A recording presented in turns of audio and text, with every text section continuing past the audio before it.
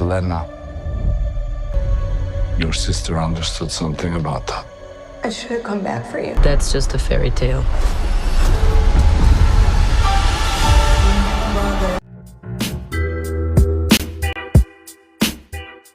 Assalamualaikum warahmatullahi wabarakatuh. Balik lagi sama gue Ferdi, masih di Arjuna Movie, channel yang akan nge-review film-film terbaru buat kalian. Kali ini gue akan ngebahas film dari Marvel Studios tentunya. Dan film ini jadi film penutup MCU fase kelima, apalagi kalau bukan Thunderbolt. Oke, nggak usah berlama-lama lagi, ayo kita mulai aja di review film versi gue. Awal cerita para anti-hero Yelena Belova, John Walker, Ghost, dan Taskmaster dikirim oleh Valentina Allegra de Fontaine ke suatu misi untuk ngejebak mereka untuk saling membunuh.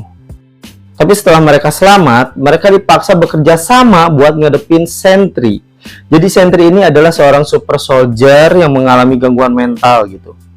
Para anti-hero ini dibantu oleh Bucky Barnes dan Red Guardian buat ngalahin Sentry ini. Tapi permasalahan mereka ini bukan cuma menghadapi Sentry, tapi mereka harus berkemelut sama masalah psikologis mereka masing-masing yang pernah terjadi di masa lalu. I think we can be the ones that are coming. Satu kata buat film ini, wow, anjir, film ini bagus banget. Film anti-hero yang beda sama film-film anti-hero sebelumnya. Entah itu di film-film Marvel sendiri atau di film DC. Kalau film-film kayak Deadpool, Venom, Suicide Squad, Logan, Ghost Rider, dan yang lain-lain lah, mereka semua punya misi buat ngalahin penjahat, monster, atau alien gitu. Dan semua itu emang udah biasa banget. Tapi di Thunderbolt, beda. Para anti-hero Thunderbolt ini punya misi buat ngalahin super soldier yang punya gangguan mental dan gak stabil lah. Para anti-hero Thunderbolt sendiri juga punya trauma masa lalu yang kelam, psikologis yang gak baik-baik aja. Itu yang bikin film ini jadi lebih menarik.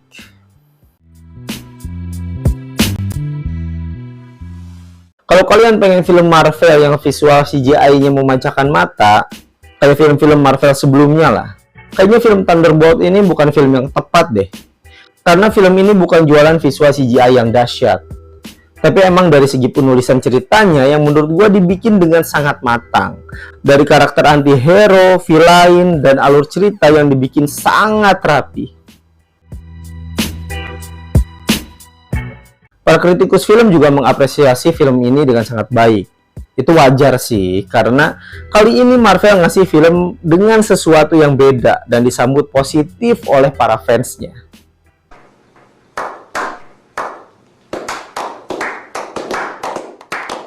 Terus yang menarik di film ini adalah background masing-masing para anti-hero yang dulunya sangat kelam, jadi nilai yang bagus dalam film Thunderbolt ini.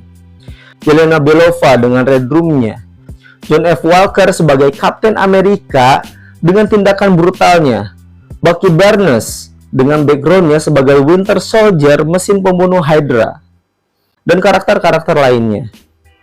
Itu bikin film-film ini punya daya emosional yang kuat, guys.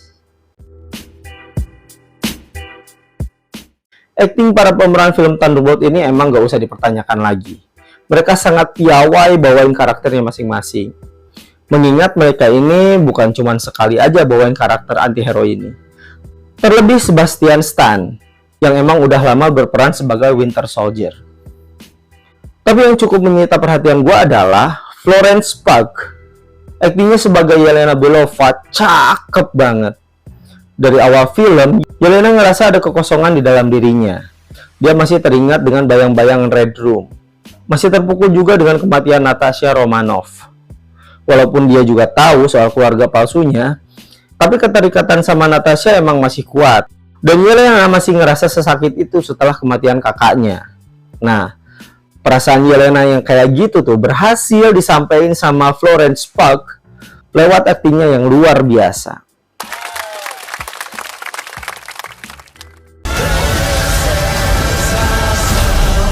Boleh sependapat, boleh enggak, tapi film ini masih ada kekurangan menurut gua.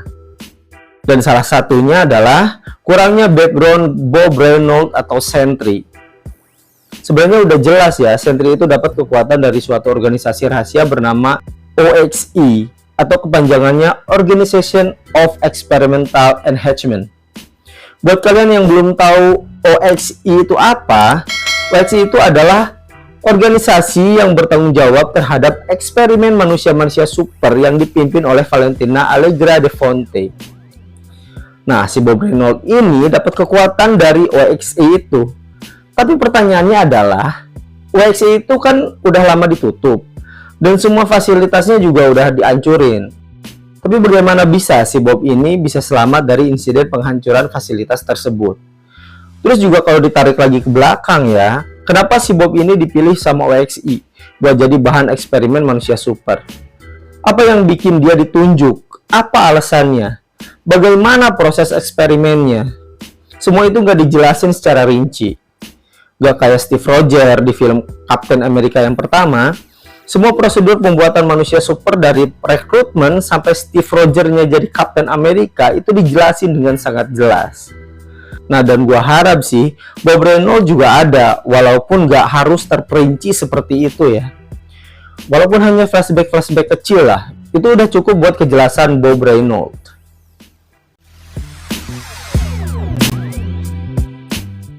Lalu kurangnya eksplorasi buat karakter-karakter lain. Berfokus sama Yelena Belova emang udah bagus banget. Karakter Yelena ini udah sangat baik. Itu emang salah satu hal positif di film ini. Tapi ternyata gara-gara itu juga jadinya karakter lain juga jadi kurang dieksplor. Padahal karakter Ghost, Red Guardian, US Agent atau Walker itu bisa dijadikan jadi lebih dark lagi atau dibikin karakter yang lebih kompleks lagi. Dan jadi bisa sedikit ditonjolkan dalam film ini. Dan gue yakin kalau seperti itu filmnya akan jadi lebih bagus lagi.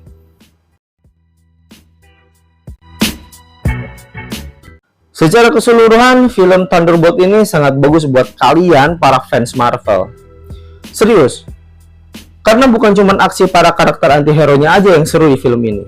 Tapi sentuhan emosional yang diberikan di film ini kerasa banget. Dari background karakter sampai villain yang sakit mental, itu bagus banget, asli. Nonton film Thunderbolt ini kayak naik roller coaster. Emosi kita diajak naik turun gak karuan sama Yelena Belova dan yang lainnya. Di satu sisi kita menikmati berantemnya, di satu sisi juga kita diajak ikut ngerasain masa lalu mereka yang sangat kelam. Jadi buat kalian yang belum nonton, cepetan nonton film ini sekarang juga, karena film ini sangat menarik buat kalian para pecinta film Marvel.